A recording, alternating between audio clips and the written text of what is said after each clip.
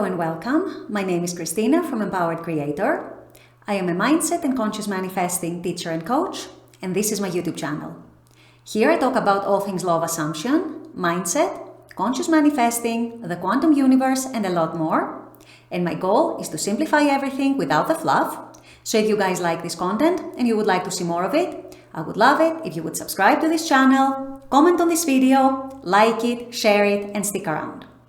Also, if you need help with your specific situation, I offer one-on-one coaching as well as custom subliminals for whatever needs you may have. I also have some self-study courses about manifesting your specific person. So if you're interested in any of these services, the links are below in the description box. Click on them and they're going to take you to my website. With all that being said, let's dive into today's video. In today's video, I want to talk about the one most important thing when you're manifesting your specific person. And it is something that is a source of great misunderstanding a lot of the time. And I've seen it time and time again, confusing people. People not understanding and not realizing what it is that they have to do, what is the most important thing that they have to do in order to manifest their specific person. So this is what I'll be discussing in today's video. Stay tuned. So what is this most important thing that a lot of people seem to be missing, and a lot of people don't seem to understand when it comes to manifesting a specific person? And it's not always people's fault. A lot of the time it's the coach's fault, because a lot of coaches fail to explain this very, very important factor. And this is something that I don't feel is discussed in the manifesting community so much. So today I'm here to discuss just that important factor.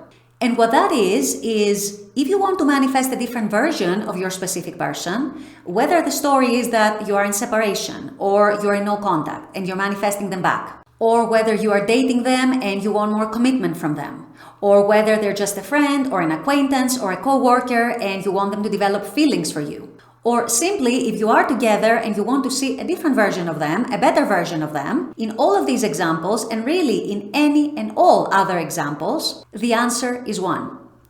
Even though you're manifesting your specific person, even though you're manifesting a different version of your specific person, it all originates in you and it all comes back to you.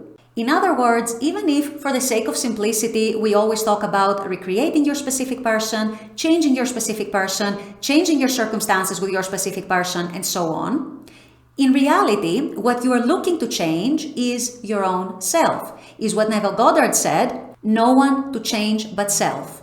Once you change, and that is once your dominant energy changes, once your dominant states change, the world around you is automatically going to change as well. That includes your SP, that includes the versions of your SP that you're experiencing right now, that includes how they're showing up in your reality, that includes how they treat you, that includes what their intentions are towards you, and all of these things. And so while a lot of people get caught up in techniques and they're trying to change the 3D, they're trying to change their specific person, they're trying to see if they're going to see a different version, they're looking at the 3D, watching for movement, and so on. In reality, all that you're being called to do this entire time is to feel like the person who has what they want.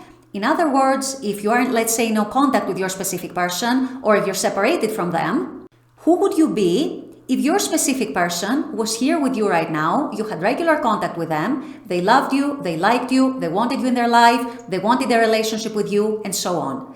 How would you feel?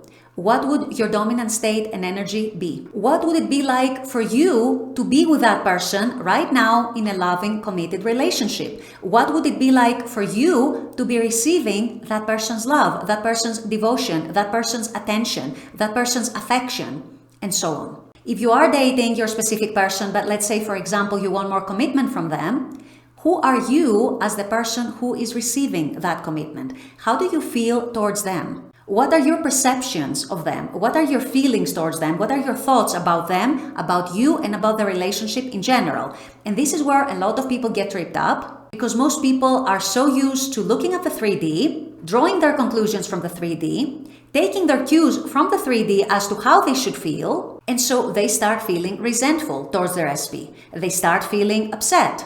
They start feeling stressed out or anxious or nervous. They start feeling angry, jealous, you name it. And I know, I completely understand that a lot of the time this is easier said than done, which is why I always say this takes some inner practice, this takes some inner training.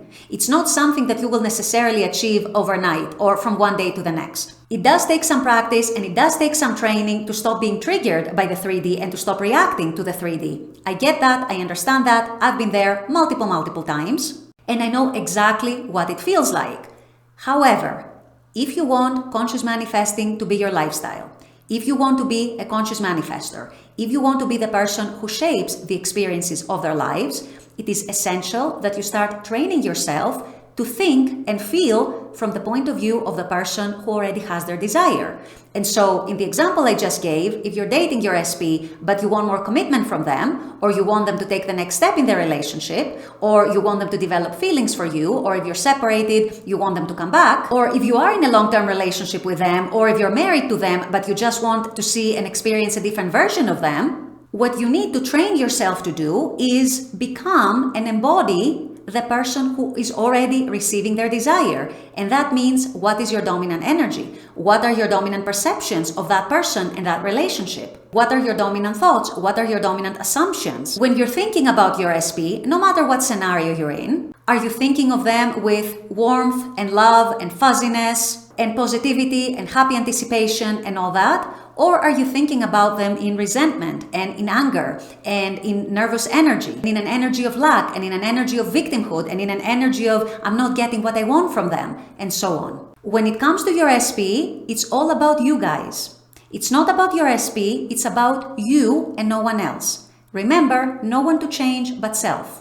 Once you change how you feel about the situation, once you change your dominant energy and your dominant assumptions about the situation and your perceptions and your expectations and your responses, by the way, to the 3D, remember what I said earlier in this video about reacting to the 3D and getting triggered by the 3D, there is no way the 3D, including your SP of course, is not going to change to match that inner change within you. So it's all in you. It all starts in you, it all comes back to you, it all originates in you, it's all about you. Yes, we might be talking about recreating a specific person, yes, we might be talking about changing them, just because that is simpler for people to understand, but at the end of the day, it is you who you are changing, it is you who you're convincing, it is you who you're working with to create a different reality from within. And so this is something that I want you guys to always remember and to always have in mind if you're manifesting a specific person, no matter what the situation and the story is, because you're not doing any techniques to change them directly, you are doing them to change yourself, to convince yourself, to shift your inner energies so they can then mirror it back to you.